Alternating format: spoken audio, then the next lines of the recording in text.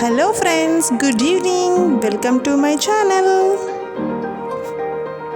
అందరూ ఎలా ఉన్నారు? నాకు కామెంట్లో చెప్పండి. నేను చాలా బాగున్నాను. మా ట్విన్స్తో బిజీగా అండి. హాయ్ అండి. సండే స్పెషల్ మా ఇంట్లో మునక్కాడ ఆలు కుర్మా.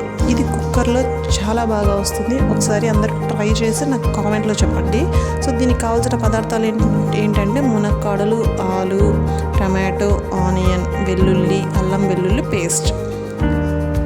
అండ్ మనం కొంచెం ఒక గ్రేవీ అండి ఇది. నేను అన్ని కుర్మాస్లోకి నేను వాడతాను. సో అవేంటంటే చెప్తాను. ఈ ఫస్ట్ మనం కుక్కర్ పెట్టేసుకున్నాం. ఆయిల్, జీలకర్ర, ఆవాలు, ఇవన్నీ పోపు దినుసులన్నీ వేసేసుకున్నామండి. సో తర్వాత మనం ఒక పేస్ట్ అండి, టమాటో, కొంచెం పచ్చి కొబ్బరి, ఆనియన్, వెల్లుల్లి, ఇది పేస్ట్ పట్టుకొని రెడీగా ఉండాలి. సో మనకి ఆ పోపు దినుసులన్నీ ఫ్రై అయ్యాక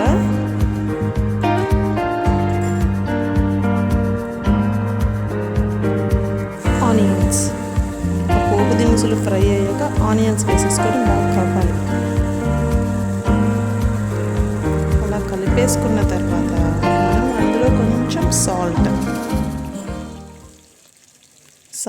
వేసుకున్నాక ఇప్పుడు పేస్ట్ వేస్తున్నాను కదా, అదే అండి కొబ్బరి, టమాటో, ఆనియన్, కొంచెం వెల్లుల్లి, అది గ్రైండ్ చేసి పెట్టుకున్నాను. ఆ పేస్ట్ వేసాను.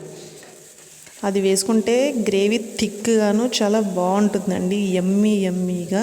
ఈ సమ్మర్లో కాస్త నాన్ వెజ్లు అవన్నీ పక్కన పెట్టేసి, కరోనా ఉంది కాబట్టి మనం వెజ్తోనే ఇలా ట్రై చేసాం. అండ్ దాని తర్వాత కొన్ని టమాటోస్, మీ కర్రీకి సరిపడా టమాటోస్ అండి. అది బాగా ఫ్రై అవ్వాలి. పచ్చివాసన పోయే వరకు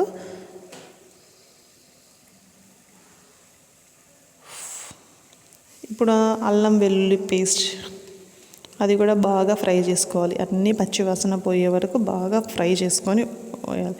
కొంచెం పసుపు,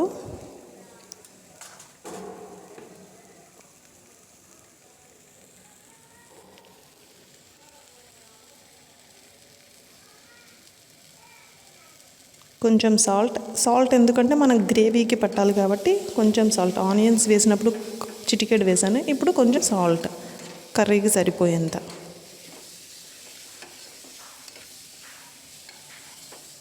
టేస్ట్ మాత్రం యమ్మీగా ఉంటుందండి. ఇది రాగి సంకటి అంటారు కదా, రాయలసీమ సైడ్ వాళ్ళకు బాగా తెలుసు. సో అది. ఇప్పుడు మనం కారం తగినంత, కొంచెం సమ్మర్ కాబట్టి కారం కాస్త తక్కువ తినండి.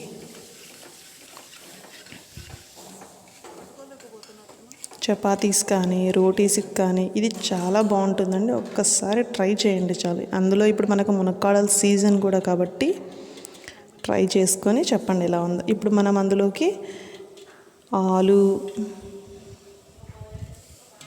ఆలు వేసేసి బాగా మిక్స్ చేయాలి. ఆ మసాలా అంతా ఆలు ముక్కలకు బాగా పట్టాలి.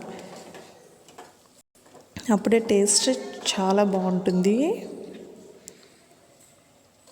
అండ్ ఇప్పుడు మనం మునక్కాడలు చాలా ఫ్రెష్గా ఉన్నాయండి.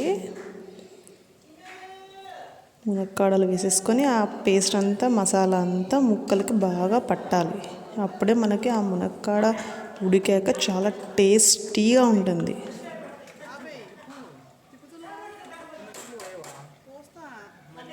ఒక్కసారి టేస్ట్ చేసుకొని, నేను టేస్ట్ చేశాను. సో అన్నీ అయిపోయాక కొంచెం ధనియాల పౌడర్ వేసుకోండి.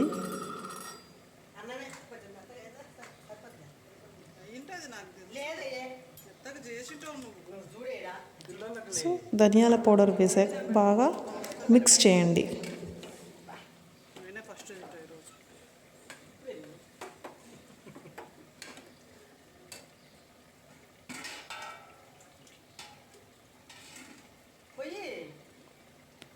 మిక్స్ చేశాక కొన్ని వాటర్ వేసి అంతా కలిపేసి కుక్కర్ మూత పెట్టేసుకొని ఒక్క విజిల్ చాలండి. అన్నీ బాగా ఉడికిపోతుంది. ఒక్క విజిల్ చాలు.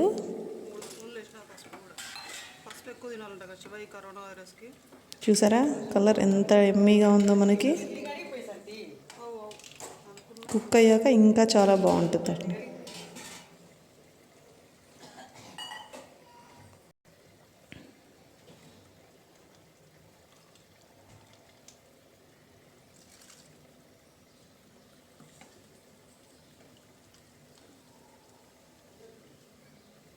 కొంచెం ఇప్పుడు మళ్ళీ ఒకసారి టేస్ట్, ఎందుకంటే వాటర్ వేసాం కదా మనం, సో అందుకు ఒకసారి టేస్ట్ చేసుకొని ఏమైనా తక్కువ అనిపిస్తే యాడ్ చేసుకోవాలి.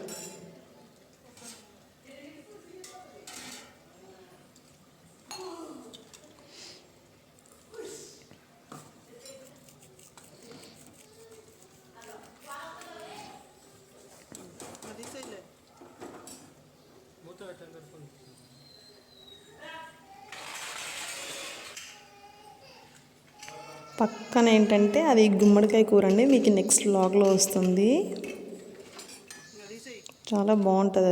చూసారా, యమ్మీగా ఉన్న మునక్కాడల ఆలు కుర్మా ఎంత యమ్మీగా ఉందో, టేస్ట్ కూడా అంతే బాగుందండి. అదిరిపోయింది అసలు. చూడండి, చూడటానికి ఎంత కలరిష్ అని అంత చాలా బాగుంది. టేస్ట్ కూడా చాలా బాగా వచ్చింది రైస్లోకి. మేము లంచ్లోకి ఇవాళ ఇదే తిన్నాం. మరి మీరేం తిన్నారో కామెంట్లో చెప్పండి. మా అమ్మ వాళ్ళ ఇంట్లో కొన్ని పూల చెట్లు ఉన్నాయి, మీతో అవి షేర్ చేసుకోండి. ఎందుకో షేర్ చేయాలనిపించింది. నేచర్ కదా మనకు పూలు అంటేనే. సో ఇందులో కనకాంబరాలండి, చాలా బాగున్నాయి చూడండి. అవన్నీ అమ్మ కోసి పూలల్లి పెట్టింది. కనకాంబరాలు చాలా బాగుంటాయండి చూడండి. చూసారా మా పూలవి కనకాంబరాలు మా చెట్ల పూలు ఎంత బాగున్నాయో. Thank you for watching. Please like, share and subscribe.